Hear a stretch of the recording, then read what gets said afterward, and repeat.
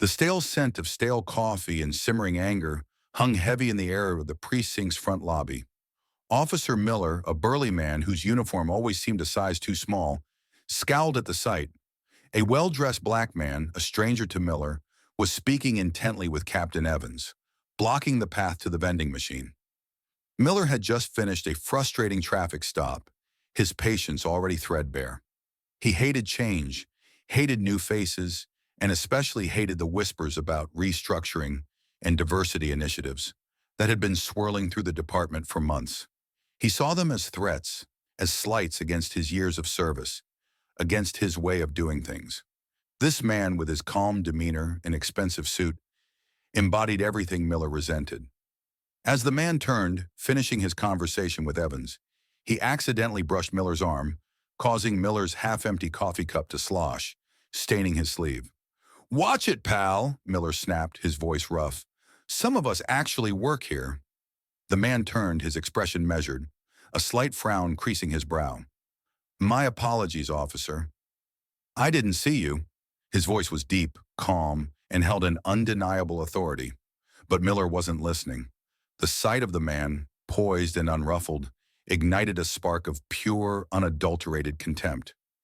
It was the same contempt he felt for the new rules, the soft approach, the feeling that his town was slipping away.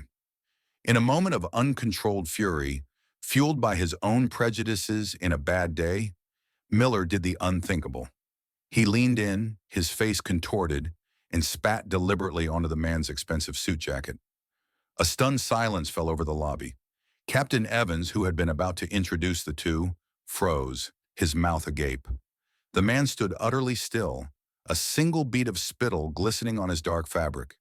He didn't flinch, didn't raise his voice, just slowly, deliberately, reached into his inner jacket pocket. Miller, adrenaline coursing through him, scoffed. "Gonna cry to your mommy, pretty boy?" The man pulled out a leather wallet, flipped it open, and extended it towards Miller. It wasn't a civilian ID. It was a police badge, gleaming gold alongside a formal identification card. The name beneath the photo read, Chief David Hayes. Below that, in bold letters, Chief of Police, City of Oakhaven. Miller's jaw went slack. The blood drained from his face, leaving it ashen. His breath hitched in his throat. He stared at the badge, then at the man he had just publicly humiliated. The man who was now his boss, his chief. Captain Evans finally found his voice, a strained whisper. "Officer Miller, this is Chief David Hayes. He just arrived for his official introduction to the force." Chief Hayes slowly closed his wallet, his eyes dark and unwavering, locking onto Miller's. There was no anger in them, no malice, just a deep, weary disappointment. "Officer Miller," Chief Hayes said, his voice still calm, "you clearly have a fundamental misunderstanding of respect, conduct, and perhaps even the law you are sworn to uphold." He paused, then gestured subtly to his spattered suit. "We'll be discussing this incident and your future with the department in my office.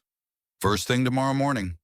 He turned away from Miller, who stood frozen, utterly humiliated, the taste of ash in his mouth. Chief Hayes then addressed Captain Evans, his voice regaining its professional composure, though tinged with resolve. "Captain, it seems we have more work to do here than I initially anticipated. Much more." As Chief Hayes walked past the disgraced officer, his shoulders squared, he didn't even glance back. He had just received an undeniable, unfiltered glimpse into the deeply entrenched prejudice he had been hired to confront. And Officer Miller, in his moment of unchecked bigotry, had just provided the new chief of police with his very first stark and utterly unforgiving lesson in justice.